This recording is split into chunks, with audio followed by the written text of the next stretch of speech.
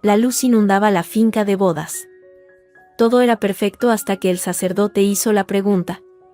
Alejandro me apretó las manos. Sí, quiero.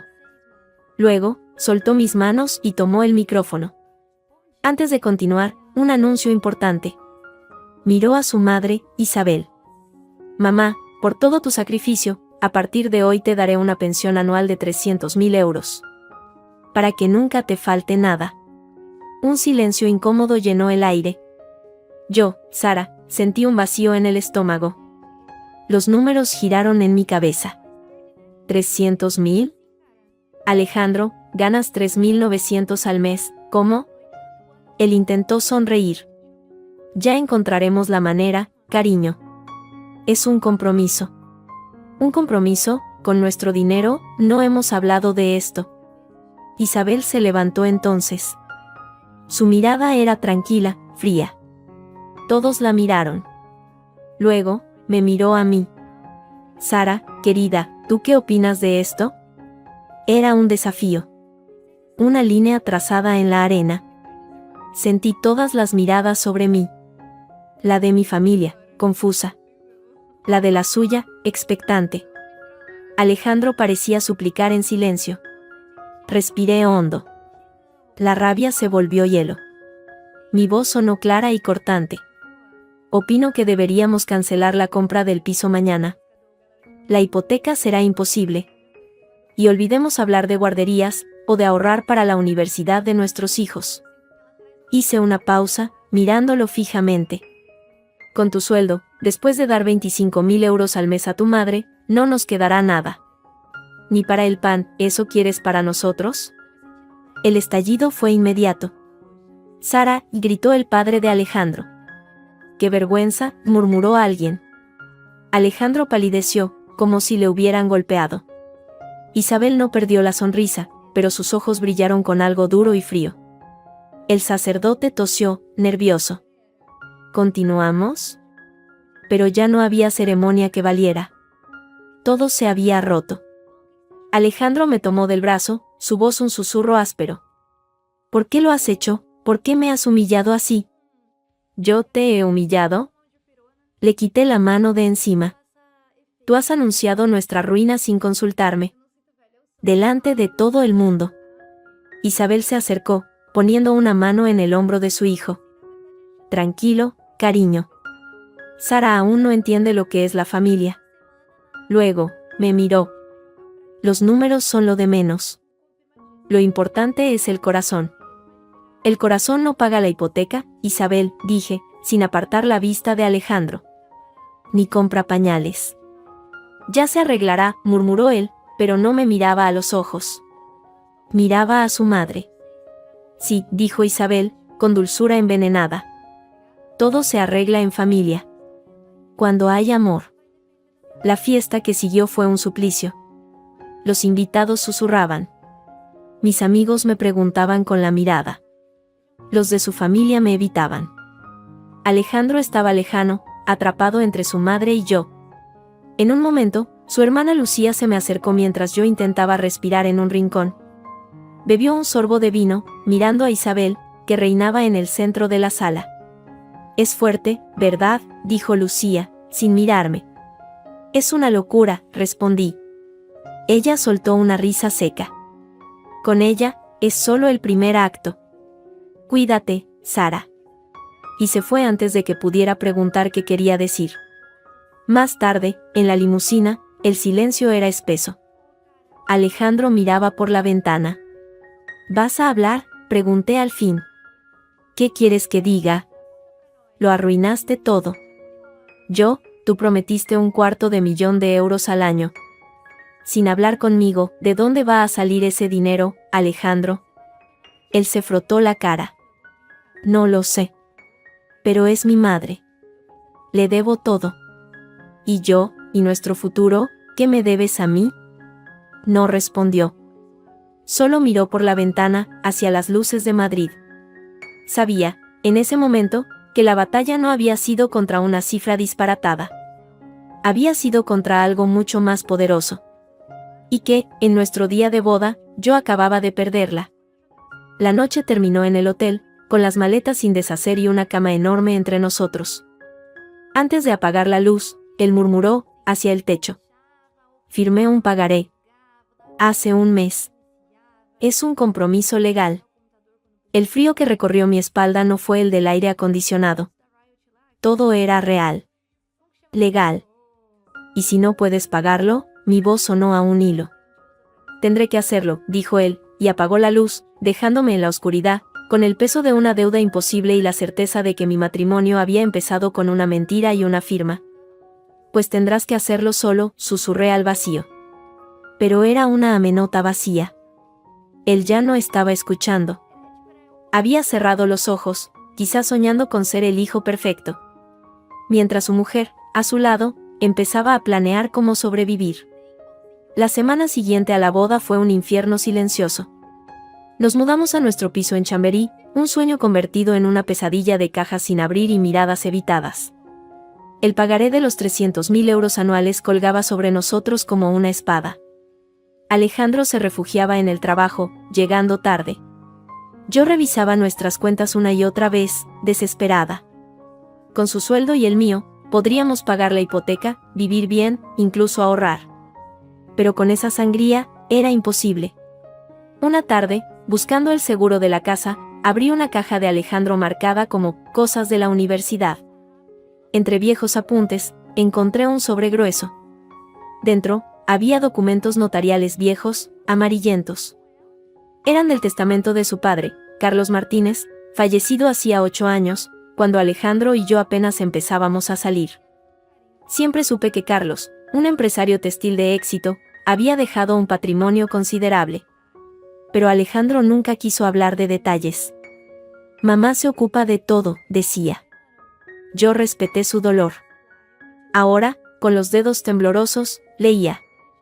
El testamento, otorgado 5 años antes de morir, establecía claramente que su fortuna, incluidos varios inmuebles y participaciones empresariales, se dividiría a partes iguales entre su esposa Isabel y sus 2 hijos, Alejandro y Lucía, cuando el menor cumpliera 30 años. Alejandro cumplió 30 el año pasado. El corazón me latía con fuerza. Si la herencia era tan sustancial, la parte de Alejandro podría, en teoría, generar los ingresos para esa pensión disparatada. Pero entonces, ¿por qué estaba tan preocupado por el dinero? ¿Por qué no me lo había dicho? Al día siguiente, llamé a Lucía. La relación con mi cuñada siempre fue cordial, pero distante. Desde la boda, ni siquiera eso. Lucía, soy Sara. Necesito hablar. Hubo un silencio al otro lado. Supongo que sí. Quedamos en una cafetería discreta en Salamanca. Lucía llegó con gafas de sol, a pesar de que el día estaba nublado. Parecía nerviosa. ¿Sabes lo del pagaré?, pregunté, sin preámbulos. Ella asintió, mirando su café. Lo sospechaba. Mi madre es muy persuasiva. Alejandro dice que es un compromiso legal. Pero con su sueldo, es una locura. Encontré una copia del testamento de tu padre. Lucía levantó la cabeza bruscamente. Sus ojos, tras las gafas, mostraron alarma. ¿Dónde? En una caja de Alejandro. Dice que la herencia se dividía entre los 3. A partes iguales. Cuando Alejandro cumplió 30. Ella soltó un suspiro amargo. Sí. Eso decía el testamento. ¿Decía? Miró alrededor, bajando la voz. Sara, mi padre no era tonto. Sabía cómo era mamá. El testamento era claro, y el notario, el señor Ruiz, un hombre íntegro. Pero murió poco después de papá. Un infarto. Una sensación fría me recorrió la espalda. Y el nuevo notario, un amigo de la infancia de mi madre, encontró un codicilo. Un añadido posterior. Supuestamente, papá lo firmó cuando ya estaba muy enfermo. En él, nombraba a mamá usufructuaria vitalicia de todo el patrimonio, con plenos poderes de administración. Nosotros, los hijos, solo seríamos beneficiarios, a discreción de ella, y tras su fallecimiento. Las piezas empezaban a encajar, formando una imagen sórdida. O sea, que la herencia que debía ser de Alejandro, en realidad, Está bajo el control absoluto de tu madre. Exacto, dijo Lucía, con rabia contenida. Ella administra. Vive en la casa grande de La Moraleja, viaja, compra. A mí me da una asignación mensual, para mis gastos. A Alejandro, supongo que le prometió soltar fondos para cumplir con su heroico compromiso de la pensión. Pero bajo sus condiciones.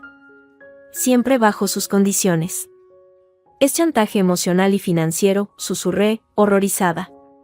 Es Isabel, corrigió Lucía, secamente. Para ella, nosotros no somos hijos. Somos extensiones. Propiedades. Alejandro, por ser el varón y su preferido, es la joya de la corona. Pero la corona la lleva ella. Siempre. Tenemos que hacer algo. Contratar a un abogado, impugnar ese codicilo. Lucía me agarró del brazo con fuerza. Sus dedos estaban fríos. No. Escúchame, Sara. No te metas. No aún. Ella es peligrosa. Tiene contactos. Y Alejandro. Alejandro está completamente bajo su influencia. Si intentas algo y ella se entera, te destrozará. Y a él también. Te alejará de él para siempre. ¿Y qué sugieres? ¿Qué me siente a ver cómo nos arruina? Sugiero que seas inteligente. Reúne pruebas. En silencio. Y elige muy bien tu batalla. Se levantó, dejando su café casi intacto. Y no vuelvas a llamarme por teléfono desde tu línea. Usa un número público. Y destruye esa copia del testamento. Si ella la encuentra, sabrá que estás husmeando. Se fue tan rápido como había llegado, dejándome con más preguntas que respuestas, y con un miedo nuevo y helado en el pecho. Esa noche, cuando Alejandro llegó, intenté hablar con calma. Alejandro, necesitamos hablar de la herencia de tu padre. Del testamento. Su expresión se cerró de golpe.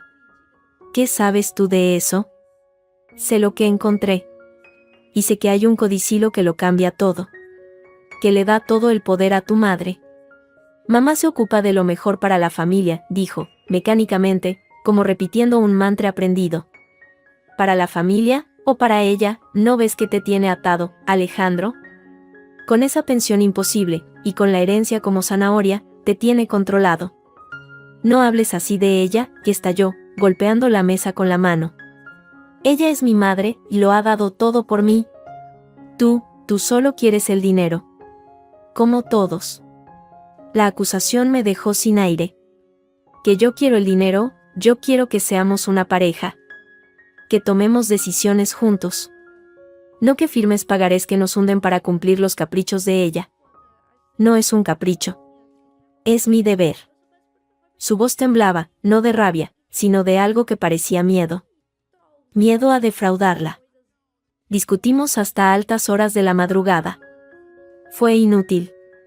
Para él, cuestionar a Isabel era una traición imperdonable. Para mí, no hacerlo era firmar nuestra sentencia de muerte como matrimonio. Al día siguiente, mientras Alejandro estaba en la ducha, sonó el timbre de la puerta. Al abrir, me encontré con Isabel. Iba impecable, con un traje pantalón color crema y una sonrisa que no llegaba a los ojos. Sara, querida, ¿puedo pasar? No era una pregunta. Entró, oliendo a perfume caro, y recorrió el salón con la mirada, desaprobando el desorden de las cajas. Venía a ver cómo os instalabais los recién casados, dijo, fingiendo dulzura. Y también a aclarar algunos malentendidos. Me quedé quieta, los brazos cruzados. ¿Qué malentendidos? Ella se sentó en nuestro sofá, como si fuera el suyo. Me han llegado rumores. Rumores feos. Sobre que andas haciendo preguntas. Sobre asuntos de familia que no te conciernen. Sobre el testamento de mi pobre Carlos. El corazón se me paró. Lucía tenía razón. Lo sabía. Lo que concierne a mi marido me concierne a mí, dije, manteniendo la voz firme. Isabel dejó de sonreír. Sus ojos eran dos piedras grises. Escúchame bien, niña. Tú eres nueva aquí. No conoces las reglas. Esta familia tiene una estructura. Un orden. Yo soy la cabeza. Tú has entrado en ella. No al revés. Tu trabajo es apoyar a mi hijo, hacerlo feliz, darle nietos. No es hurgar en papeles viejos y sembrar cizaña. Mi trabajo es ser su esposa, no su sirvienta. Y menos la tuya. Una chispa de ira crujió en su mirada. ¡Qué atrevida! Creo que el error fue mío. Pensé que una chica de tu entorno valoraría más lo que se le ha dado. Alejandro te ha elevado. No lo olvides. La condescendencia en sus palabras era como un latigazo. Alejandro me ama. Y yo a él. Eso no tiene que ver con el dinero. Todo tiene que ver con el dinero, querida. Hasta el amor. Se levantó, ajustándose los puños de la chaqueta. Así que te voy a dar un consejo, de mujer a mujer. Deja de husmear. Deja de poner ideas en la cabeza de mi hijo. Ocúpate de tu nueva casa. Y disfruta de la vida que mi hijo te proporciona. Porque esa vida hizo una pausa dramática frente a la puerta. Puede cambiar en un instante si te empeñas en meterte donde no te llaman. No querrás ser la causa de más problemas para Alejandro, ¿verdad? Con lo mucho que le costó encontrar un trabajo decente después de sus épocas de inestabilidad. La amenaza era clara como el agua. No solo podía cortar el flujo de dinero.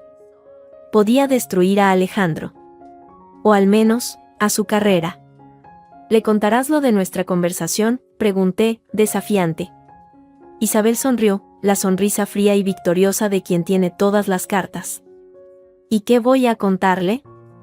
Que su madre vino a darle la bienvenida a su nueva nuera. Nada más. Abrió la puerta.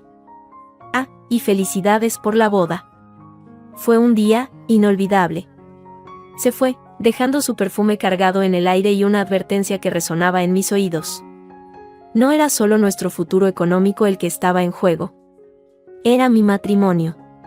Y, tras la visita de Isabel, entendí que estaba en guerra. Una guerra silenciosa y sucia. Y mi enemiga acababa de dejar muy claro que no tenía ningún reparo en jugar sucio. 2 semanas después de la visita de Isabel, llegó la primera carta del banco. Era un recordatorio amable por el retraso en el pago de la primera letra de la hipoteca. La había visto venir. Con nuestros sueldos combinados, el pago era ajustado pero posible. El problema era que, desde la boda, Alejandro había empezado a transferir casi la totalidad de su sueldo a una cuenta que no reconocía. Son ahorros, decía él, evasivo. Para ir juntando lo de la pensión de mamá. ¿Ahorros? ¿Es tu sueldo entero? ¿Y cómo vivimos? Con tu sueldo, de momento. Luego ya veremos. ¿Veremos qué, Alejandro? Mi paciencia se agotaba. ¿Veremos cómo pedir un préstamo para pagar el supermercado? La discusión fue otra más de las muchas. Vivíamos en un estado de guerra fría, interrumpida por escaramuzas sobre cada recibo, cada factura. Mi sueldo, como arquitecta recién promocionada, no daba para todo. Empecé a recortar gastos, a dejar de lado mis cosas. Él lo notaba, pero miraba para otro lado, hundido en su culpa y su lealtad distorsionada. Una mañana, mientras Alejandro estaba en la ducha, sonó su teléfono móvil, dejado sobre la mesa de la cocina. Vi el nombre en la pantalla, mamá. Un impulso irracional, alimentado por semanas de rabia y desconfianza, me hizo deslizar el dedo para responder. No dije nada. Solo escuché. La voz de Isabel, fría y eficiente, salió del altavoz. Transferencia del mes entrante. La he preparado ya. Pero Alejandro, cariño, con el nuevo proyecto de reforma en la casa de la playa, necesito que ese compromiso sea firme.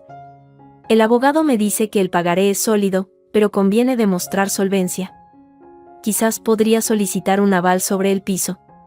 Es solo un trámite. Tú confía en mamá. Me quedé helada. El aval sobre el piso. Nuestro piso.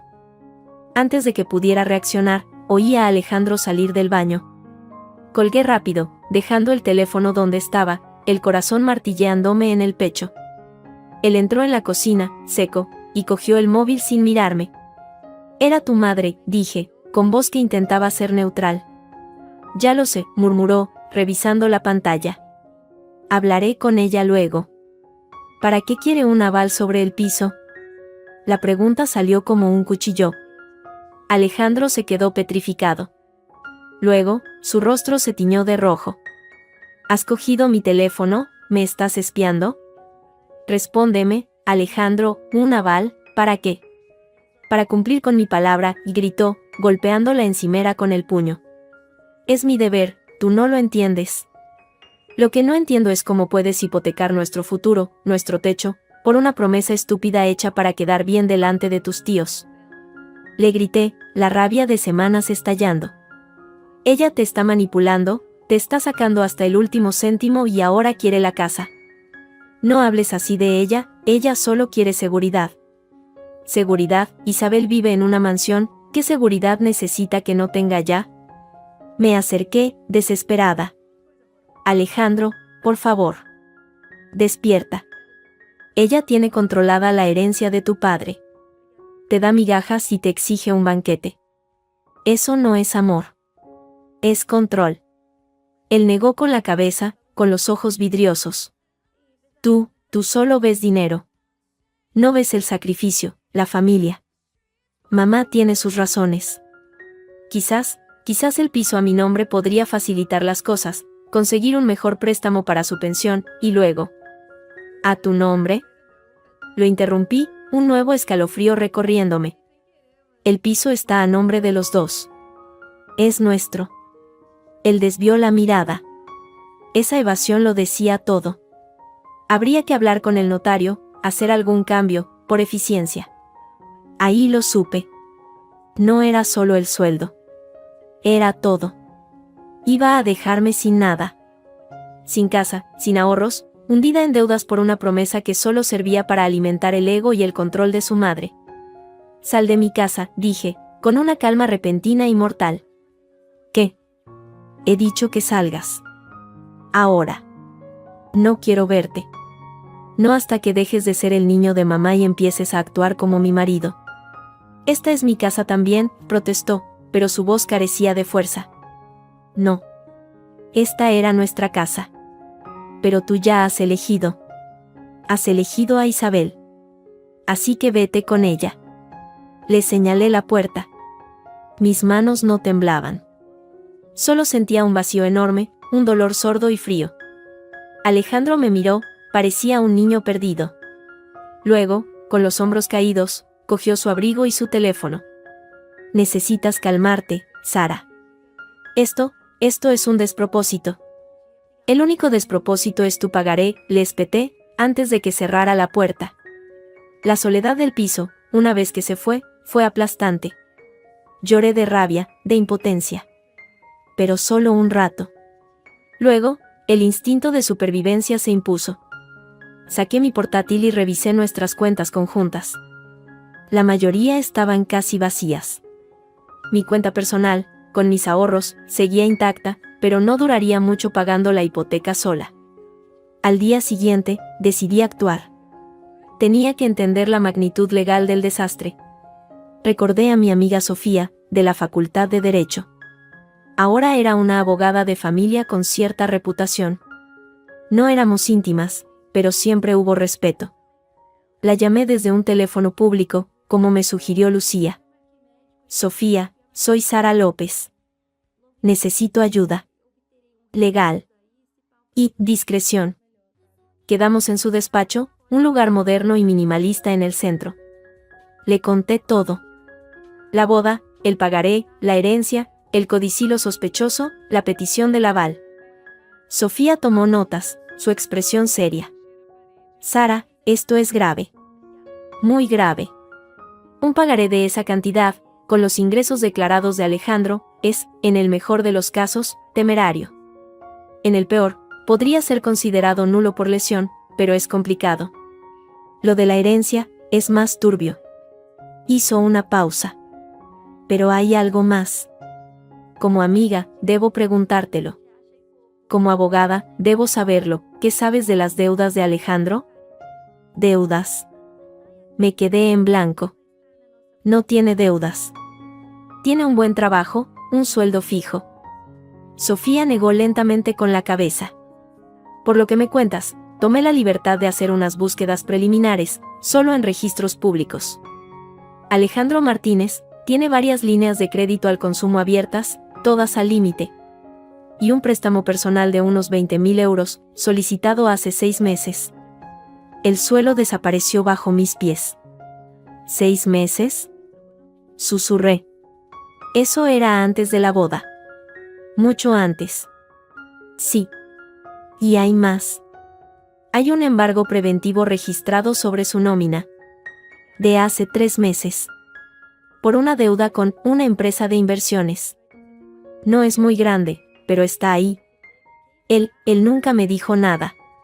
Sentía náuseas. Nunca. Lo más probable, dijo Sofía con suavidad, es que su madre, Isabel, esté al tanto. Y que ese pagaré disparatado sea, en realidad, una forma de canalizar dinero hacia Alejandro para que pueda ir tapando estos agujeros, mientras ella mantiene la cuerda atada al cuello. El aval del piso sería el siguiente paso. Para un préstamo mayor. Es una trampa perfecta. Te atrapa a ti también, a través del matrimonio y las deudas compartidas. Las piezas encajaban de la peor manera posible. La pensión no era un capricho filial. Era un mecanismo. Una forma de desviar fondos, de crear una obligación eterna, de atarle más fuerte. Y yo, al casarme con él, había quedado atrapada en la misma red. ¿Qué puedo hacer?, pregunté, mi voz apenas un hilo. Primero, proteger tus activos. Separar cuentas inmediatamente. No firmes nunca ningún aval, ni documento que te pida. Segundo, necesitas pruebas. Del pagaré, de la manipulación de la herencia, de las deudas de Alejandro antes del matrimonio.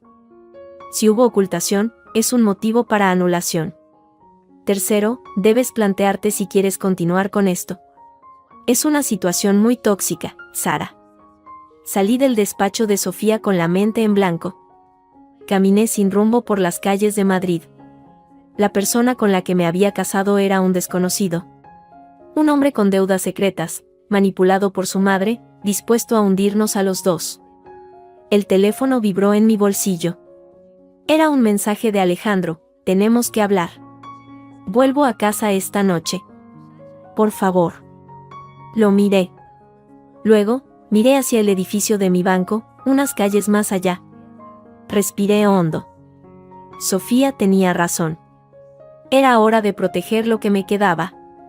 Antes de que la trampa se cerrara del todo. Entré en el banco.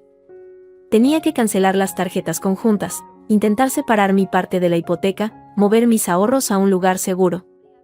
Cada trámite me dolía como una traición, pero la verdadera traición ya había ocurrido. En el altar. Y en los meses de silencio que la habían precedido. Esa noche, cuando Alejandro volvió, con flores y una expresión de arrepentimiento, me encontró sentada a la mesa del comedor, con los documentos del banco y la copia oculta del testamento de su padre sobre la mesa. Sara, lo siento, de verdad, empezó. Siéntate, Alejandro, dije, sin levantar la voz. Tenemos que hablar. Y esta vez, tú vas a escuchar. La conversación con Alejandro aquella noche no tuvo ganadores. Solo víctimas. Él se derrumbó al ver los extractos bancarios que demostraban sus deudas ocultas. Lloró, habló de presión, de errores, de no querer decepcionarme. Pero no mencionó a su madre. No una sola vez. Para él, era su cruz personal. Para mí, era la prueba de que nuestro matrimonio se había construido sobre arena movediza. Necesito tiempo, Sara. Tiempo para arreglar esto, suplicó, con la cabeza entre las manos. El tiempo no paga facturas. Ni anula pagarés, respondí, fría. Ya no había lágrimas. Solo cansancio y una determinación de acero. Me voy a casa de mi hermana unos días. Necesito pensar. No me pidió que me quedara. Asintió, vencido. Esa derrota suya me dolió más que cualquier discusión. Al día siguiente, en el despacho de Sofía, las noticias no fueron mejores. He mirado más a fondo lo de la herencia, dijo, pasándome un dossier. El notario que redactó el codicilo, el tal Valdés, tiene un historial turbio. Varias quejas por prácticas irregulares, pero nada probado. Es amigo de la infancia de Isabel, efectivamente. Sin el testamento original o una prueba de que Carlos no estaba en plenas facultades, es su palabra contra la de un hombre muerto. ¿Y lo de las deudas de Alejandro? ¿Hay conexión con ella? Sofía hizo un gesto negativo. Difícil. Las transferencias a su cuenta para cubrir los pagos vienen de un holding empresarial con sede en Panamá. Opaco. Podría estar vinculado a los bienes de la herencia, pero demostrarlo. Dejó la frase en el aire. ¿Hay algo más, Sara?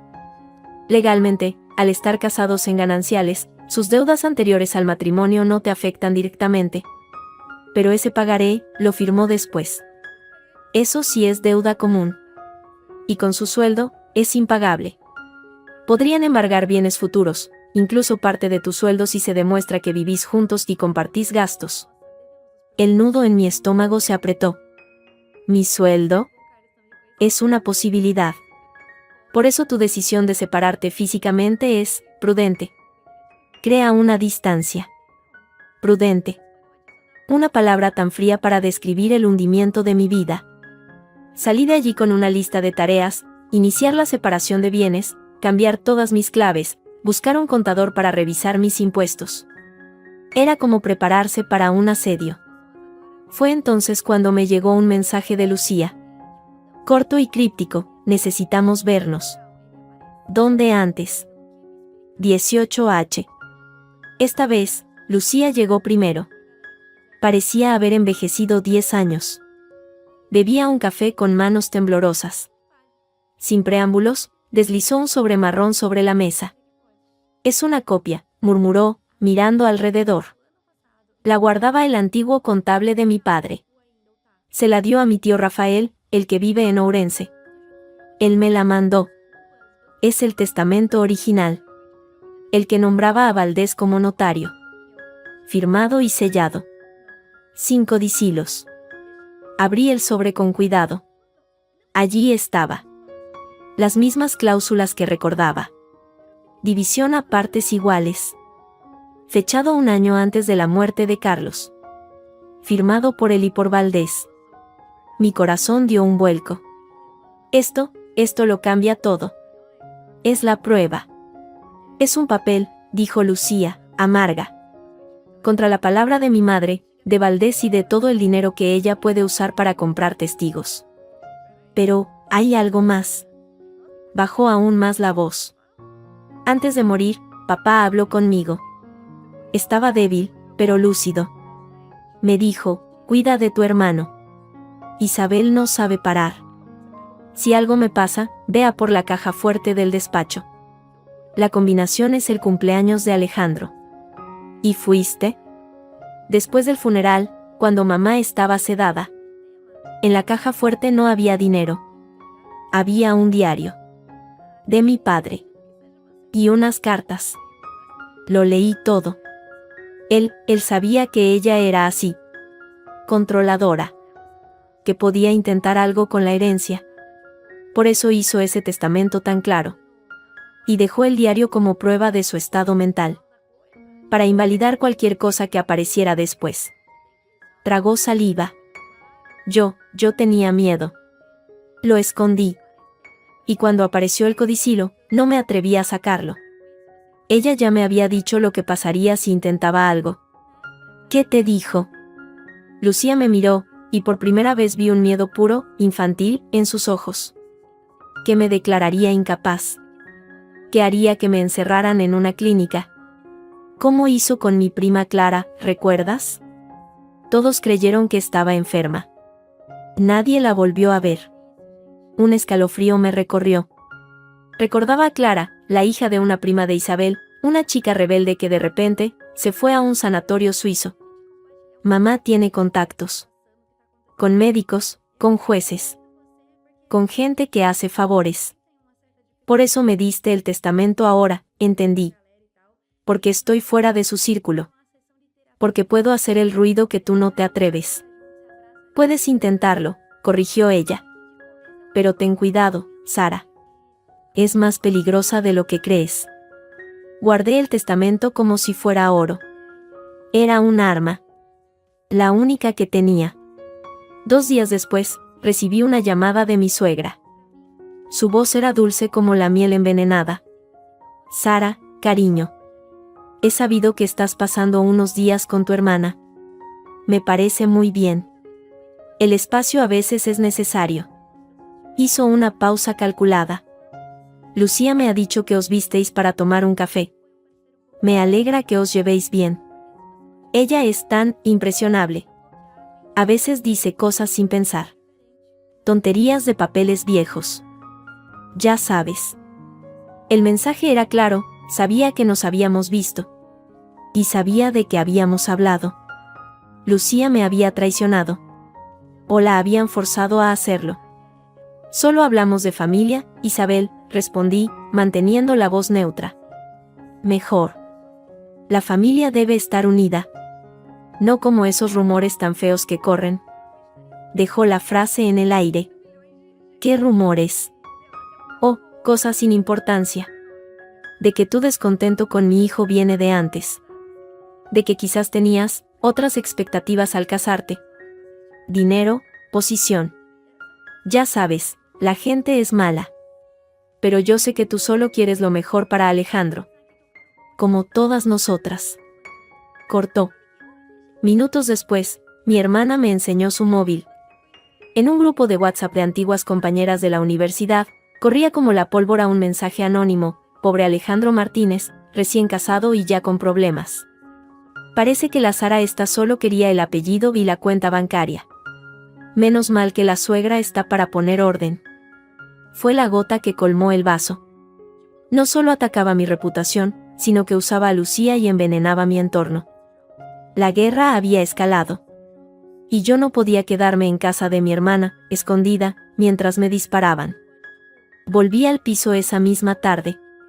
Alejandro no estaba. Hice una maleta. Solo lo necesario. Cuando él llegó, me encontró en el salón, con la maleta junto a la puerta. ¿Qué haces?, preguntó, pálido. Me voy, Alejandro. De verdad. No puedo vivir así. Entre tus deudas, tu madre y sus mentiras. Y ahora trata de difamarme. ¿Difamarte? ¿Qué dices? No importa. Ya he hablado con Sofía. Iniciaré los trámites de separación. Y posiblemente de nulidad, por ocultación de deudas. Su rostro se descompuso en puro pánico. No. Sara, por favor, no hagas esto. Te lo ruego. ¿Por qué? ¿Qué ha cambiado? Todo, gritó, desesperado. He estado pensando. Tienes razón. En todo. Sobre mamá, sobre el dinero, sobre todo. Pero necesito tiempo. Una semana. Dame una semana para arreglar esto. Para hablar con ella, para conseguir pruebas, para entender hasta dónde llega todo. ¿Una semana? Solté una risa amarga. ¿Para qué? ¿Para qué te inventes otra excusa? ¿Para qué tu madre te convenza de que soy una cazafortunas? No. Se acercó, agarrándome las manos. Sus ojos estaban llenos de lágrimas genuinas. Para demostrarte que yo también lucho. Por nosotros. Dame una semana. Si no consigo nada, si no te traigo algo concreto que demuestre que voy a cambiar, que voy a enfrentarme a ella, entonces te vas. Y no te pongo ninguna traba. Lo miré a los ojos. Buscaba el engaño, la manipulación. Solo vi miedo, confusión y un atisbo de la persona de la que me enamoré. Era una apuesta arriesgada. Una semana podía darle tiempo a Isabel para urdir algo peor. Pero también podía ser mi única oportunidad de conseguir pruebas desde dentro. Y quizás, solo quizás, de rescatar al hombre que amaba de las garras de su madre. Una semana, Alejandro, dije, soltando mis manos. Solo una. Y no voy a esperar pasivamente. Voy a seguir con mi vida, con mis trámites. Tú trae tus pruebas. Y que sean buenas. Asintió, con un alivio tremendo. Lo serán. Te lo prometo. Salí del piso con la maleta. No me fui a casa de mi hermana. Alquilé un apartamento turístico pequeño y anónimo en un barrio que no conocía. No podía arriesgarme a que Isabel supiera dónde estaba. Desde allí, llamé a Sofía. Ha empezado, le dije. Necesitamos mover rápido la separación de bienes. Y quiero que investigues a un notario llamado Valdés. A fondo. Mientras colgaba, miré el testamento original que Lucía me había dado, ahora escondido en una caja de seguridad. Era mi ficha más valiosa en este tablero de ajedrez envenenado. Pero con Isabel como contrincante, sabía que un solo movimiento en falso podía significar el jaque mate. La semana de plazo que le di a Alejandro transcurría lenta como la goma de mascar. Yo seguía en mi apartamento anónimo, moviéndome como un fantasma entre el trabajo, las visitas a Sofía y la paranoia constante de que Isabel supiera dónde estaba. No había noticias de Alejandro. Ese silencio era más elocuente que cualquier discusión. Sofía trabajaba a contrarreloj. La separación de bienes estaba en trámite, un proceso que se complicaba por el pagaré y la hipoteca conjunta. Estamos en tierra de nadie, Sara, me dijo un día, frustrada. Sin una prueba de coacción o de ocultación maliciosa, ese pagaré es válido. Y con las deudas de él, tu posición es débil. Necesitaba algo más fuerte. El testamento original era un buen inicio, pero necesitaba el diario de Carlos, la prueba de que estaba lúcido y de que desconfiaba de su mujer. Lucía estaba demasiado asustada para darme más.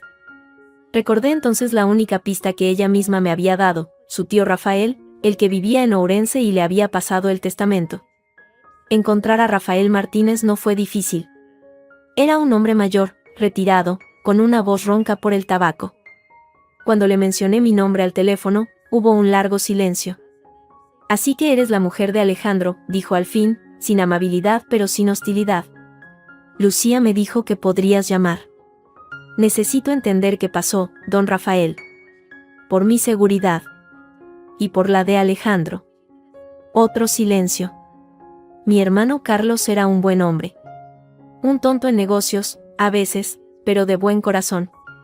Isabel. Isabel siempre fue ambiciosa. Cuando Carlos se enfermó, ella empezó a mover hilos. Lo aisló. De mí, de los amigos de verdad. Su voz se quebró un poco. El notario Valdés era de su pandilla. Un trepa. Ese codicilo es falso como un euro de chocolate. Carlos no lo habría firmado. En sus últimos días, solo hablaba de proteger a los niños. De Lucía y de Ale. Sabía cómo era ella. ¿Tenía pruebas? ¿Algo más allá del testamento? Un diario, tal vez. La línea crujió. ¿Quién te ha hablado de un diario? Su tono era ahora cauteloso. Lucía me dio a entender que podría existir. Rafael suspiró, un sonido largo y cansado. Carlos llevaba un cuaderno. Apuntaba cosas. Negocios, pensamientos, sospechas. Me lo enseñó una vez, hace años. Decía, por si acaso, Rafa.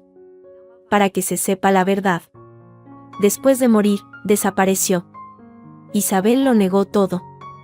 Hizo una pausa. Si Lucía sabe algo, tiene miedo. Con razón. Isabel no se detiene ante nada. ¿Ante qué no se detendría?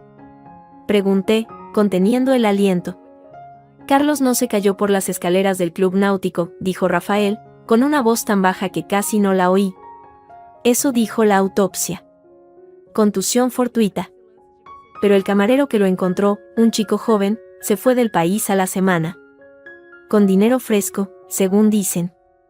Yo no pude hacer nada. No tenía pruebas. Solo mis sospechas y el miedo de que, si insistía, le pasaría algo a Lucía o al niño. Las palabras flotaron en el aire, frías y pesadas. No era solo una cuestión de dinero. Era algo mucho más oscuro. ¿Cree que Isabel? No lo sé, cortó él, abruptamente. Y tú no deberías preguntarlo. Pero si quieres luchar, busca a Miguel. Miguel Soler. Era el mejor amigo de mi hermano. El contable de su empresa durante años. Se fue a Portugal después del funeral. Muy repentinamente. Tal vez él sepa algo. O tal vez solo tenga miedo, como todos. Apunté el nombre que me dio. Miguel Soler. Un hilo del que tirar, el único que parecía quedar. Mientras rastreaba a Miguel por internet, llegó el 7º día de la semana de plazo. Y con él, Alejandro. Llamó a la puerta de mi apartamento temporal con aspecto de no haber dormido en días. Ojos hundidos, barba de varios días. En sus manos sostenía un sobremanila.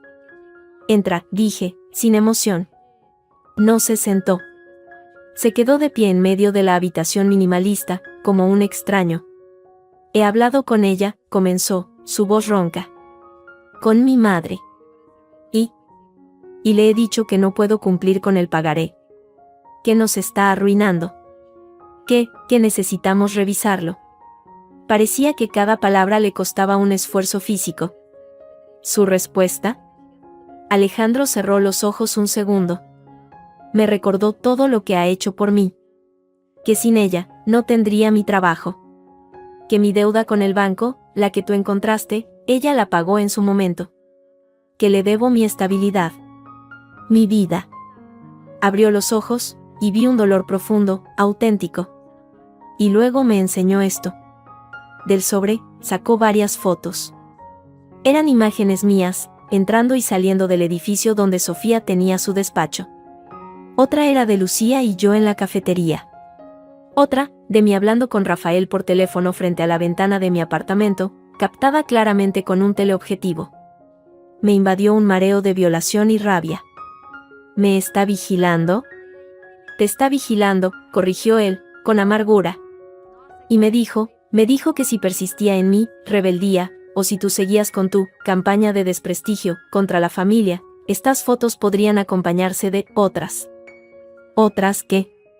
Pregunté, aunque temía saber la respuesta. De otro sobreinterno, sacó otra foto. Esta, borrosa pero claramente reconocible, era mía. Estaba en un bar, hace años, antes de conocer a Alejandro. Un amigo de la facultad, Pablo, me daba un abrazo de despedida, riendo. Una foto inocente, sacada de mi propio perfil de redes sociales. Pero en el contexto adecuado, con el comentario adecuado. Podría hacerlas parecer comprometidas, susurró Alejandro, sin poder mirarme a los ojos. Dijo que podría difundir la historia de que mi nueva esposa, descontenta porque no accedía a la herencia familiar, tenía aventuras y conspiraba con abogados para quedarse con el dinero. Que eras una cazafortunas y una infiel. Rompió a llorar, de repente, con sollozos que le sacudían todo el cuerpo. Lo siento, Sara. Lo siento. No sabía hasta dónde llegaría. En ese momento, no sentí lástima. Sentí un frío calculador. Su madre no solo era una manipuladora. Era una criminal en potencia. Y estaba dispuesta a destruir mi vida para salirse con la suya. ¿Y esto es lo que traes como prueba? Le espeté, señalando las fotos. ¿Pruebas de que tu madre es una psicópata que espía y amenaza a su nuera? ¿Esto se supone que me hace confiar en ti? Te traigo la verdad. Gritó, desesperado. La verdad de lo que es. Siempre ha sido así.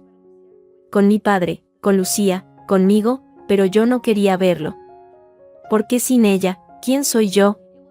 Un tipo con deudas y un trabajo mediocre que consiguió porque su mamá llamó a un amigo. Se desplomó en el sofá, hundiendo la cabeza en las manos. Siempre lo supe. En el fondo. Pero era más fácil obedecer. Más fácil ser el hijo bueno, el que no defrauda. Por primera vez, vi algo parecido a la rendición total. No era el arrepentimiento de un niño, sino la devastación de un hombre que despierta a una pesadilla de la que es cómplice. ¿Qué hiciste con esas fotos? Pregunté, más tranquila. Se las quité. Las que tenía en papel. Dijo que tenía copias. Pero, le dije que si te hacía daño, si publicaba cualquier mentira sobre ti, yo iría a la policía. Con todo. Con lo del pagaré, con lo de las deudas, con lo de la herencia. ¿Y qué dijo? Alejandro soltó una risa amarga, desesperada. Dijo, hazlo, hijo. Y verás cómo tú, Sara, tu abogada y tú acabáis en la cárcel por difamación y por robo. Yo tengo los mejores abogados. Y los mejores amigos. Me miró, sus ojos rojos llenos de un terror nuevo. Cree que puede hacerlo, Sara. Y yo ya no sé si no puede.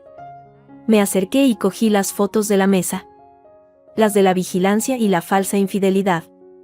Voy a guardar estas. Como prueba de acoso e intento de chantaje. Luego, me senté frente a él. Alejandro, hay algo más. Algo sobre tu padre.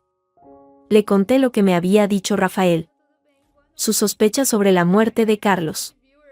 Su amigo, Miguel Soler, que huyó a Portugal. La mención del diario. Su rostro pasó del dolor a la incredulidad, luego al horror. ¿Estás diciendo que mi madre pudo tener algo que ver con la muerte de mi padre? La idea parecía tan monstruosa que apenas podía pronunciarla. No lo sé. Pero tu tío lo cree. Y tu hermana tiene miedo. Y el notario que redactó el codicilo falso es su amigo. Y ahora nos espía y amenaza con arruinar mi reputación. ¿Hasta dónde crees tú que es capaz de llegar, Alejandro? ¿De verdad? Se quedó mirando al vacío durante un largo minuto. La batalla interna en su cara era dolorosa de ver. El hijo leal contra el hombre que amaba a su esposa. El miedo contra la justicia. Finalmente, habló, con una voz ronca pero firme. Miguel Soler. Vivía en Cascais. Mi padre hablaba mucho de él. El único en quien puedo confiar, decía. Se levantó. Dame 2 días más. Solo 2. Voy a Portugal. A encontrarlo. A hablar con él. ¿Y si no quiere hablar? ¿O si tu madre ya se le ha adelantado? Entonces, dijo, mirándome directamente a los ojos por primera vez en semanas, habré fallado. Y haré lo que debía hacer hace mucho tiempo, iré a la policía y contaré todo lo que sé. Aunque me lleve por delante a mí también. Hizo una pausa. Pero necesito que vengas conmigo. A Portugal. No puedo hacerlo solo. Y si algo sale mal, si ella intenta algo, quiero que estés ahí para ser mi testigo. Para contarlo. Era una trampa posible. Una maniobra de Isabel para juntarnos y tenernos a ambos a su alcance. Pero en los ojos de Alejandro ya no veía al niño asustado.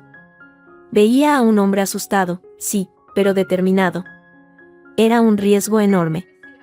Pero también era la primera vez que elegía luchar, en lugar de obedecer. Vamos, dije, cogiendo mi bolso. Pero no volamos. Cogemos el coche. Y no le digas a nadie a dónde vamos. A nadie. Asentimos, un acuerdo silencioso forjado en el fuego de la traición. Salimos del apartamento como 2 conspiradores, dejando atrás las fotos de la mentira y adentrándonos en la noche, hacia la única persona que podía guardar la verdad sobre la sombra de un padre y la mujer que quizás lo había asesinado. El viaje a Cascais fue un silencio de 5 horas solo roto por el rum rum de la carretera. Ni música, ni conversación. Alejandro conducía con una concentración feroz, como si cada kilómetro fuera una barrera que saltar entre su vieja vida y la nueva. Yo miraba por la ventana, el testamento original de Carlos y las fotos de Isabel guardadas en mi bolso, como un talismán envenenado. Miguel Soler vivía, según los escasos rastros que habíamos podido encontrar online, en un apartamento cerca de la playa de Guincho. No tenía teléfono público. Solo una dirección. Era un salto de fe. Llegamos al anochecer. El edificio era viejo, con la pintura descascarillada por la brisa salina. Tocamos el timbre de Soler sin mucha esperanza. Para nuestra sorpresa, la puerta del intercomunicador se abrió con un chasquido áspero. Una voz cansada preguntó en portugués, ¿quién es? Señor Soler, habló Alejandro, con voz tensa. Soy Alejandro Martínez. El hijo de Carlos. Un silencio prolongado. Luego, un clic y el zumbido de la puerta. Subimos a un 3er piso sin ascensor. En la puerta, nos esperaba un hombre bajo, canoso, con gesto de desconfianza perpetua. Vestía un pantalón de pana y una bata. Nos miró como si fuéramos fantasmas. Entré, dijo en un español con acento gallego, y nos hizo pasar a un salón modesto, lleno de libros y olor a tabaco. Creí que nunca tendría esta visita. Nos sentamos. El silencio era incómodo. Miguel nos estudió, sus ojos pasando de Alejandro a mí, evaluando. Vine porque necesito saber la verdad sobre mi padre, dijo Alejandro al fin, rompiendo el hielo. Sobre su testamento. Sobre todo. Miguel soltó un suspiro que parecía venir de los huesos. Encendió una pipa que estaba en un cenicero, tomándose su tiempo. Tu padre fue el mejor hombre que conocí. Y el más ingenuo. Por querer ver lo bueno en todo el mundo. Especialmente en Isabel. Pronunció el nombre como si fuera una mala palabra. ¿El codicilo es falso?, pregunté yo, directa. Él me miró, y por primera vez una chispa de interés brilló en sus ojos. Usted debe ser Sara. La esposa que hace preguntas. Isabel me habló de usted. No aclaró si era bueno o malo. El codicilo, continuó, fue redactado por Valdés. Yo no estaba presente. Carlos jamás me mencionó ningún cambio en sus últimas voluntades. Al contrario. Los últimos meses, estaba preocupado. ¿Por Isabel?, preguntó Alejandro, con la voz ronca. Por su influencia sobre ti, principalmente, dijo Miguel, clavando su mirada en él. Temía que, tras su muerte, ella te manejara como a un títere. Que usara el dinero, o la promesa de él, para controlarte. Por eso hizo ese testamento tan claro. Y por eso me dio algo, antes de morir. Nos inclinamos hacia adelante, al unísono. Un diario, susurró Alejandro. Miguel asintió lentamente. No un diario de sentimientos. Uno de negocios. Y de sospechas. Carlos empezó a anotar cosas. Transferencias de dinero de la empresa a cuentas personales de Isabel en el extranjero. Reuniones de ella con Valdés y otros personajes de dudosa reputación. Incluso notas sobre su salud. Se sentía débil, mareado a menudo. Desconfiaba de la nueva medicación que Isabel le administraba. Decía que sabía, demasiado, y que eso era peligroso. El aire se espesó. Alejandro palideció. ¿Está diciendo que ella pudo envenenarlo? No tengo pruebas, dijo Miguel rápidamente. Solo las sospechas de un hombre enfermo y asustado. Pero el diario las recoge. Y también recoge su decisión irrevocable, la herencia iba a partes iguales. Punto. Me lo dio para que lo guardara. Dijo, Miguel, si a mí me pasa algo, y aparece un testamento nuevo, esto demostrará mi voluntad real y mi estado de lucidez. ¿Y dónde está ese diario?, pregunté, conteniendo la emoción. Miguel se levantó, caminó con dificultad hasta una vieja cómoda y sacó una llave. Abrió un cajón inferior y extrajo un cuaderno de tapas de cuero marrón, gastado por el tiempo. Lo sostuvo con reverencia. Aquí. Lo he guardado todos estos años. Esperando, no sé. Que alguien viniera a preguntar. Que alguien, como tú, Alejandro, quisiera realmente saber. Alejandro extendió la mano, temblorosa. Miguel le dio el diario. Era como recibir los restos de su padre. Lo abrió por una página al azar. Reconocí la letra de Carlos por algunas notas que había visto en el piso. Era firme, clara. Anotaciones sobre reuniones, cifras, nombres. Y frases sueltas, subrayadas. Isabel insiste con el nuevo notario. ¿Por qué los mareos son más fuertes después de la cena? Raro, hoy hablé con Alejandro. Tan joven, tan influenciable. Debo protegerlo. Alejandro empezó a llorar en silencio, las lágrimas cayendo sobre las páginas amarillentas.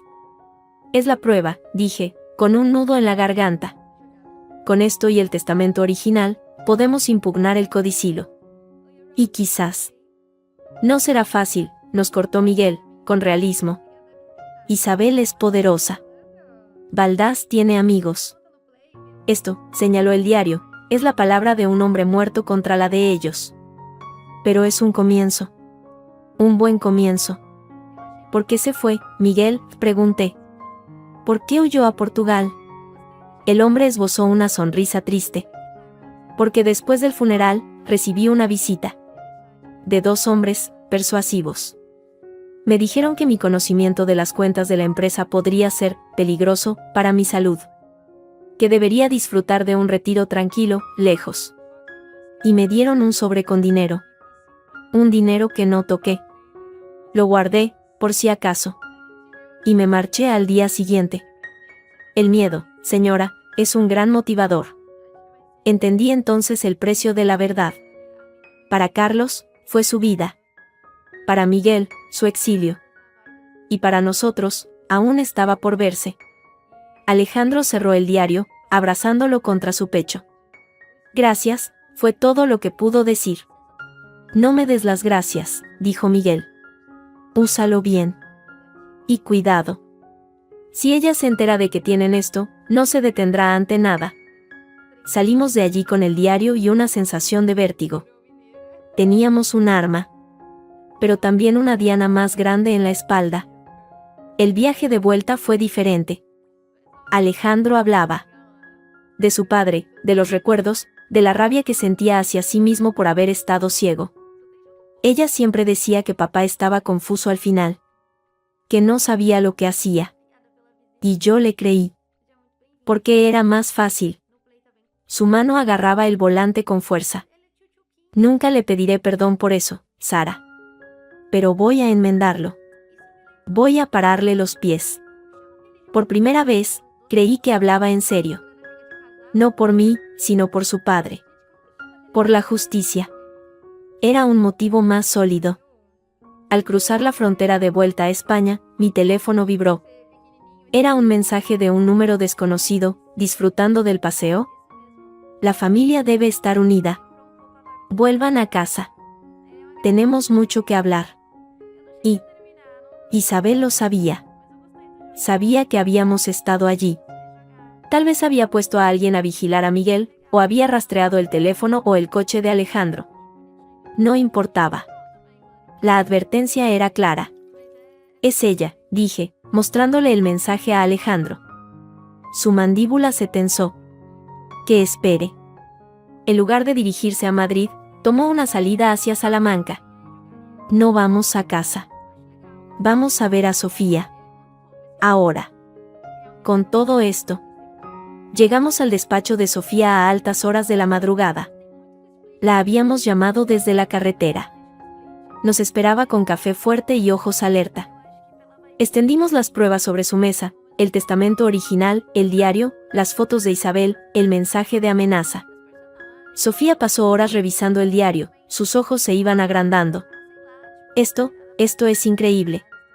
No es una prueba de homicidio, pero sí de lucidez, de intención, y de un patrón de comportamiento manipulador y potencialmente abusivo por parte de Isabel. Junto con el testimonio de Miguel sobre las amenazas y la fuga, y con el historial del notario Valdés, podemos construir un caso sólido para impugnar el codicilo y anular el pagaré por coacción moral. Incluso podríamos plantear una demanda por acoso y amenazas. ¿Y lo de mi padre?, preguntó Alejandro, con voz ronca. ¿Sus sospechas? ¿Los mareos? Sofía puso una mano comprensiva sobre la suya.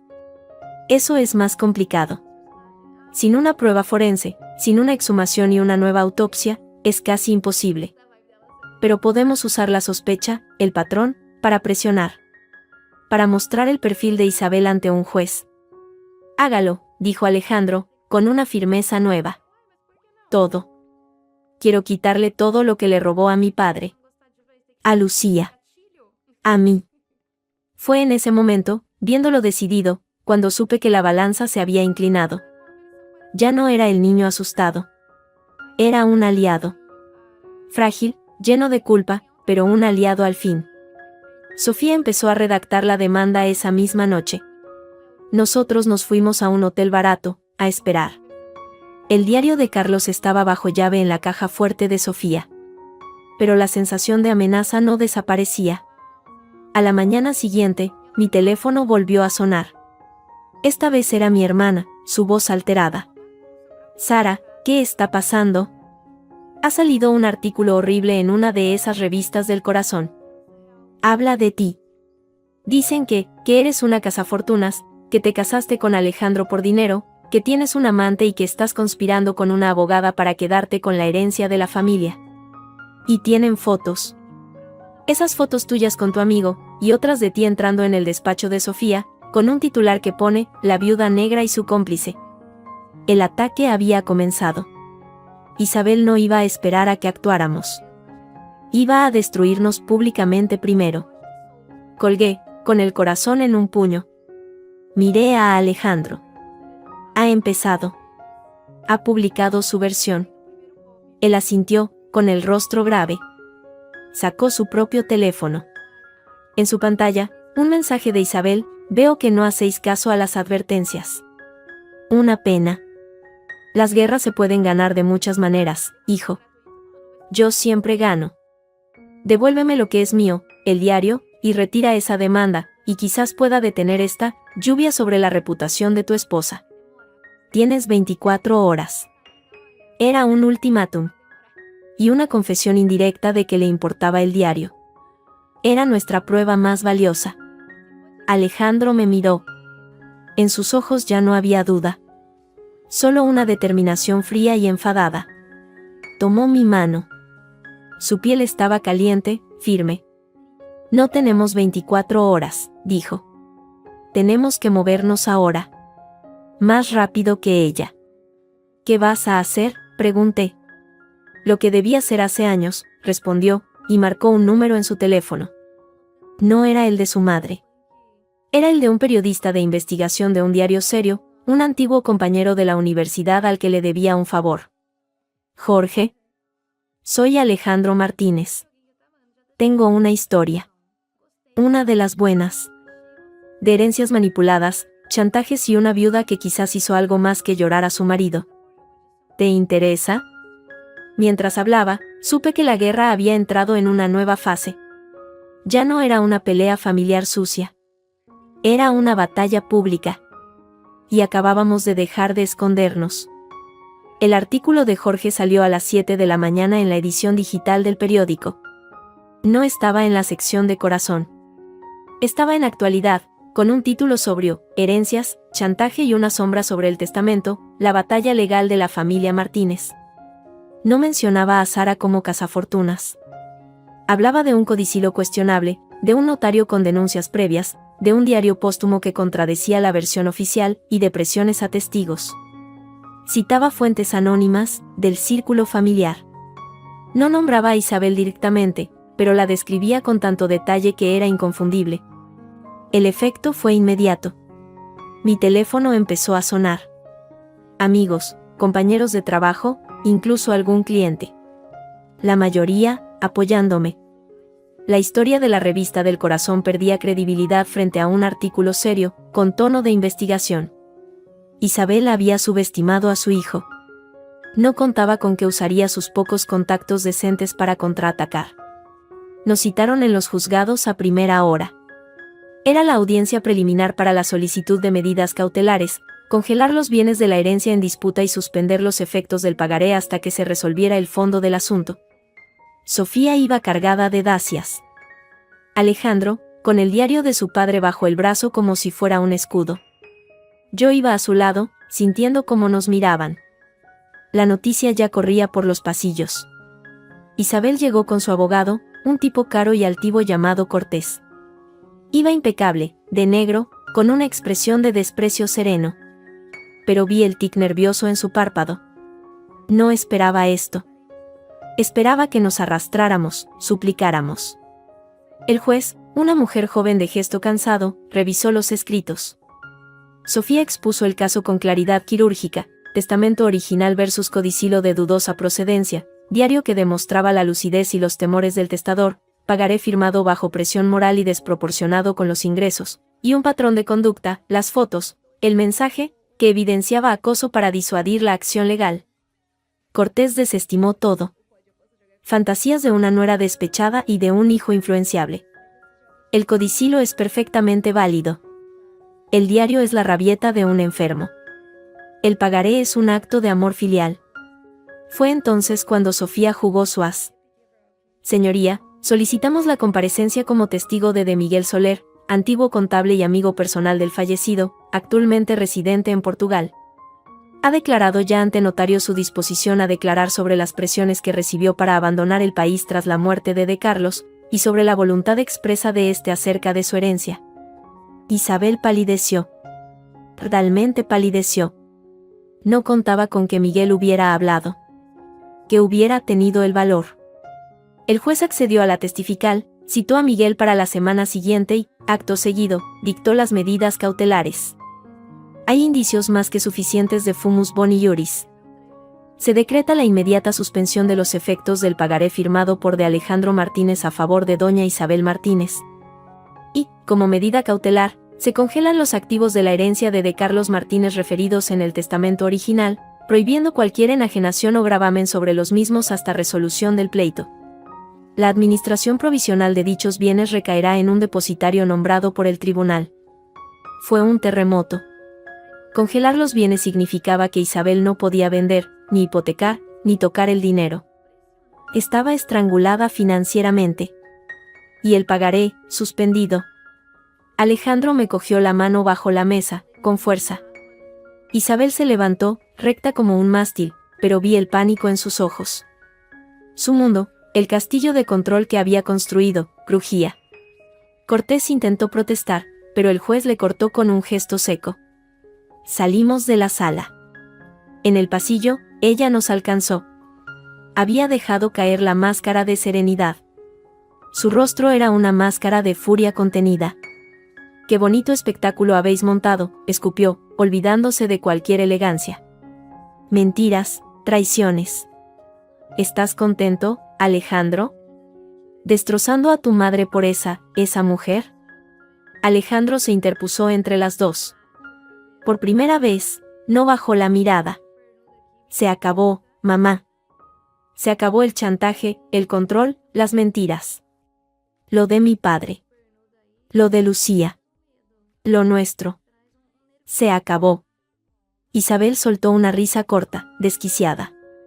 ¿Crees que esto se acaba con una sentencia de un juez pedorro? Yo te hice. Y te puedo deshacer. Me miró a mí por encima de su hombro. Y a ti, zorra intrigante, te voy a enterrar. No tienes idea de con quién te estás metiendo. Ya lo veo, respondí, fría.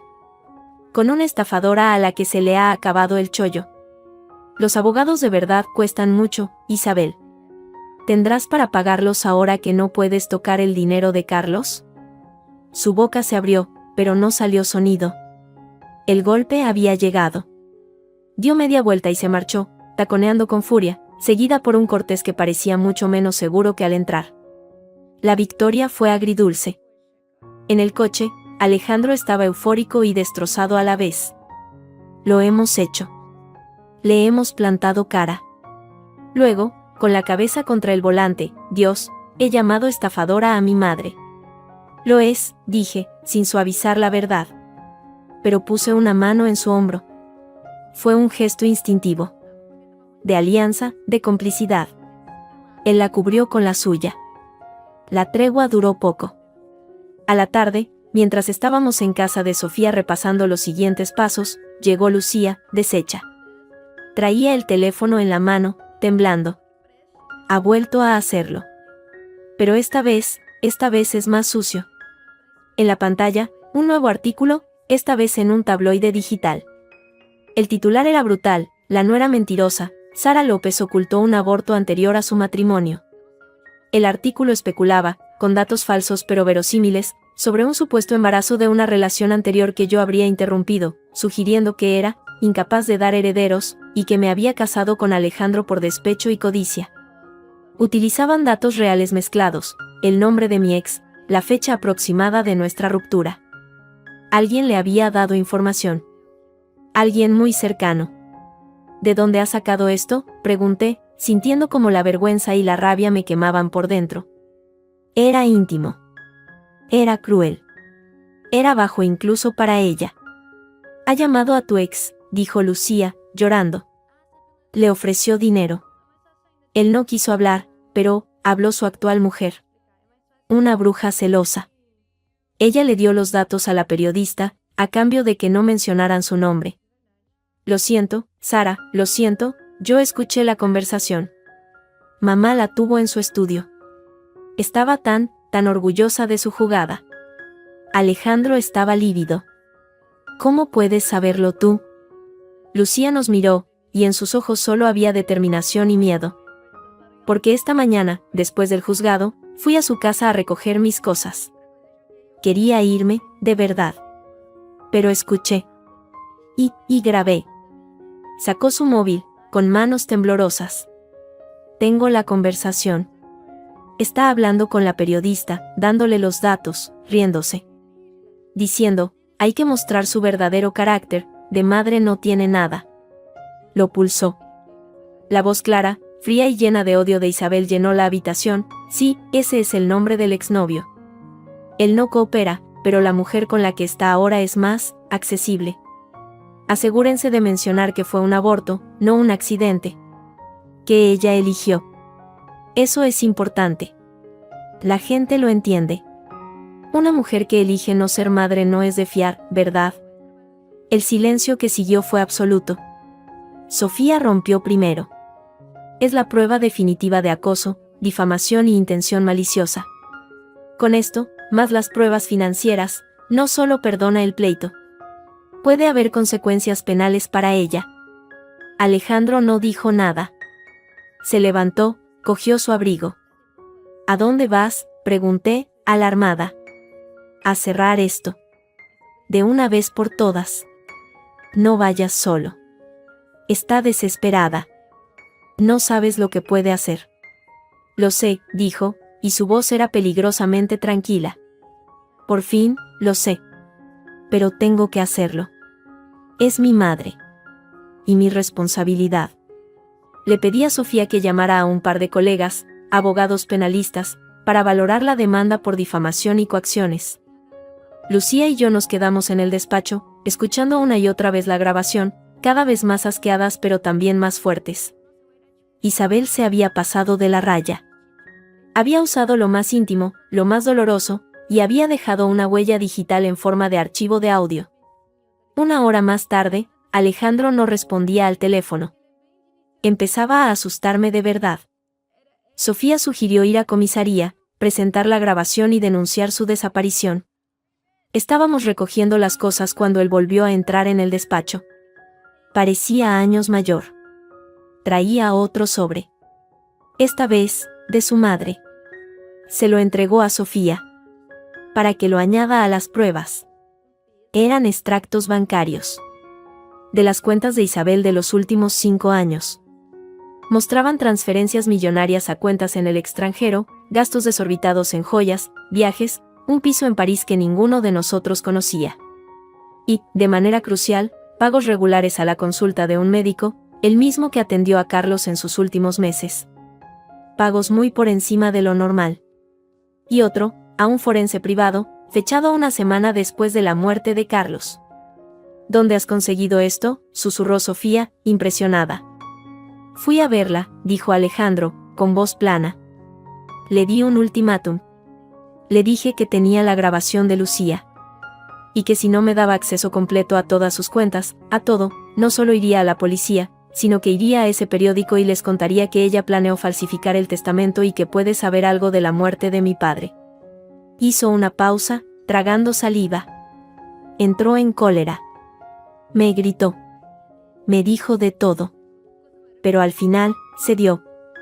Por miedo. Me dio las claves. Dijo, toma. Toma todo. Como tu padre. Sois iguales. Débiles. Al final, todos me dejáis. ¿Y tú qué le dijiste?, pregunté.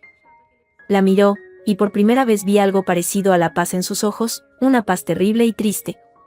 Le dije, no, mamá. Esta vez, te dejamos nosotros a ti.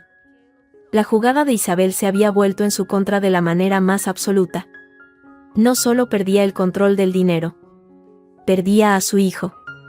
Y tenía, ahora, pruebas financieras muy comprometedoras encima de la mesa. Los pagos al médico y al forense eran, como mínimo, un indicio grave de posible manipulación.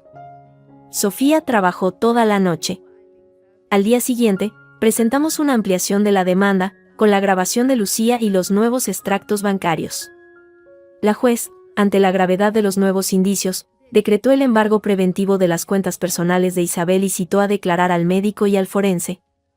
La noticia saltó a los medios. Esta vez, el titular era otro, la viuda de empresario, investigada por presunta manipulación testamentaria y coacciones. El papel se invertía. Isabel pasaba de ser la matriarca dolida a la sospechosa. Recibí una última llamada de ella. Su voz ya no tenía dulzura, ni elegancia, ni siquiera rabia. Era solo ceniza y veneno. Felicidades. Les has vuelto a todos contra mí. A mi hijo, a mi hija. Has destruido mi familia. Mi vida. Espero que estés contenta. No la destruí yo, Isabel, respondí, con una calma que me sorprendió a mí misma. Tú llevabas años haciendo el trabajo. Nosotros solo quitamos los escombros. Colgó. Y supe, en ese instante, que aunque la guerra legal continuaría, la guerra familiar había terminado. Había una última batalla, la del juicio, pero el ejército de Isabel se había disuelto.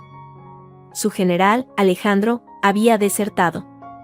Su espía, Lucía, se había vuelto contra ella. Y sus armas, el dinero y el secreto, ahora estaban en nuestras manos. Alejandro se acercó, rodeándome con los brazos. No dijo nada. No hacía falta. El camino por delante sería largo, doloroso, lleno de trámites y declaraciones. Pero al menos, ahora, íbamos a caminarlo en la misma dirección. Por primera vez desde el altar, estábamos realmente juntos. No solo por amor, sino por justicia. Y a veces, eso es un vínculo aún más fuerte. La sentencia llegó 6 meses después. Fue firme y demoledora. El juez declaró nulo el codicilo notarial de Valdés, considerándolo producto de una manifiesta intromisión fraudulenta en la voluntad última del fallecido, amparada en una situación de abuso de confianza.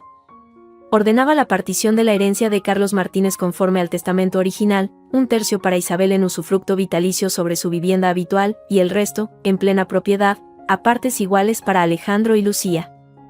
El pagaré de los 300.000 euros anuales fue anulado por lesión enorme y vicio del consentimiento por coacciones morales. Además, Isabel fue condenada al pago de las costas del juicio y a una indemnización por daños morales a Alejandro, Lucía y a mí, por la campaña de difamación y acoso. Lo del médico y el forense quedó en una investigación separada, pero la sombra era ya imborrable. Isabel apeló, por supuesto. Pero incluso su caro abogado, Cortés, le advirtió que las posibilidades eran mínimas. Teníamos el diario. Teníamos la grabación. Teníamos los extractos. Teníamos a Miguel Soler declarando. La había cercado con sus propias armas. El dinero, lo que quedaba de él tras sus años de despilfarro, se repartió. No era la fortuna que pudo haber sido, pero era suficiente. Alejandro y yo pagamos la hipoteca de nuestro piso de Chamberí de un golpe. Lo que sobró, lo invertimos en un fondo a largo plazo. Para nuestra tranquilidad. Para nuestro futuro. Una tarde, sentados en el salón ya sin cajas, con la luz del atardecer entrando por los ventanales, le di la noticia. Había esperado a que el polvo legal se asentara. A que fuéramos nosotros otra vez, no solo 2 aliados en una guerra. Estoy embarazada, dije, simplemente. Alejandro se quedó quieto, con la taza de café a medio camino de la boca. Luego, la dejó caer sobre la mesa con un golpe seco. No dijo nada. Se levantó, se arrodilló frente a mi silla y me abrazó, entero, hundiendo la cara en mi vientre. Sentí que sus hombros temblaban. No eran sollozos de dolor esta vez, sino de una liberación tan profunda que solo podía expresarse así. Lo siento, murmuró contra mi ropa, una y otra vez. Por todo. Por poneros en peligro. Por no estar, por no ser quien debía. Ahora sí estás, le dije, acariciándole el pelo. Y ahora sí eres. Al día siguiente, fuimos al banco. No a pedir un préstamo. A reorganizar. Quiero una cuenta propia, le dije al gestor, mientras Alejandro asentía a mi lado. y una conjunta para los gastos de la casa. Y otra, a nombre de los dos, para el fondo de estudios del niño. No era desconfianza. Era sentido común. Era aprender la lección. Alejandro no solo estuvo de acuerdo. La firmó todo con un alivio visible, como si le quitaran un peso de encima. Nunca más, me dijo, cogiendo mi mano sobre la mesa de caoba. Decisiones juntos. Dinero claro. Siempre. Isabel, desde su apartamento nuevo, mucho más modesto, en las afueras, con el usufructo de la casa de la Moraleja vendido para pagar deudas y abogados, intentó un último acercamiento. Nos mandó una carta, de su puño y letra, cosa insólita. Hablaba de soledad, de arrepentimiento, de la familia que siempre quiso proteger. Sugería una cena, para hablar, para volver a ser una familia. Alejandro la leyó en silencio. Luego, la rompió en pedazos y la tiró a la papelera. No, dijo. No mientras no reconozca lo que hizo. No mientras no pida perdón de verdad. Y quizás ni así. Miró su teléfono, donde tenía una foto de la primera ecografía como fondo de pantalla. Mi familia está aquí. Fue Lucía quien terminó de darle la vuelta a la página. Con su parte de la herencia, y con una determinación feroz que nadie le conocía, compró la participación de Alejandro en los restos del negocio textil de su padre, una fábrica pequeña pero con buena clientela. Se asoció con un diseñador joven. La llamó Taller Carlos. Iba a dirigirla a ella. Alguien tiene que llevar el apellido con dignidad, nos dijo, en la cena de inauguración. Ya no llevaba gafas de sol dentro de casa.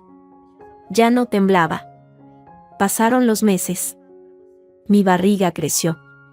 La apelación de Isabel fue desestimada. La noticia ocupó un pequeño recuadro en la prensa económica y luego desapareció. El mundo siguió. Una tarde de domingo, estábamos en el Parque del Retiro, paseando lentamente. El aire olía a castañas. Alejandro llevaba una mano en mi espalda, otra acariciando mi vientre donde el bebé daba patadas. ¿Y si es niña?, preguntó de pronto. Pues será Sara, como su madre, dije, sonriendo. ¿Y si es niño? ¿Carlos? Lo miré. Vi el dolor y la esperanza entremezclados en sus ojos. Asentí. Carlos. Para que sepa de dónde viene. Y contra qué luchó su abuelo. Se detuvo y me besó, con una ternura que lo curaba todo, pedacito a pedacito. Al fondo, cerca del estanque, vi una figura familiar sola en un banco, con un abrigo beige y la mirada perdida. Era Isabel. Nos vio. Nos observó durante un largo minuto. Alejandro, siguiendo mi mirada, se puso tenso. Pero ella no se acercó. Solo asintió, una vez, con la cabeza. Un gesto seco, casi un saludo. Luego, se levantó y se alejó, desapareciendo entre la gente. No era un perdón. No era una reconciliación. Era un reconocimiento. El reconocimiento de que había perdido. De que su hijo tenía su propia vida, su propia familia, sus propias reglas. ¿Estás bien?, le pregunté a Alejandro. Él respiró hondo, sacando el aire lentamente. Luego, sonrió. Una sonrisa verdadera, sin sombras. Sí. Estoy bien. Puso su mano otra vez sobre mi vientre, donde Carlos o Sara seguía dando patadas, lleno de vida, de futuro. Estamos bien. Al día siguiente, en el registro mercantil, Lucía firmaba los papeles finales de la compra del taller. Me mandó una foto del cartel nuevo, Taller Carlos. Diseño y tradición. Debajo, un mensaje, gracias. Por no rendirte. Por enseñarnos a luchar. Esta vez, los buenos ganamos. Le respondí, mirando por la ventana de nuestro piso, con el sol entrando a raudales y el eco de una promesa rota que al final nos había hecho más fuertes, esta vez, y todas las que vengan. Esta vez, nosotros ponemos las reglas. Y por primera vez, supe, sin lugar a dudas, que era verdad.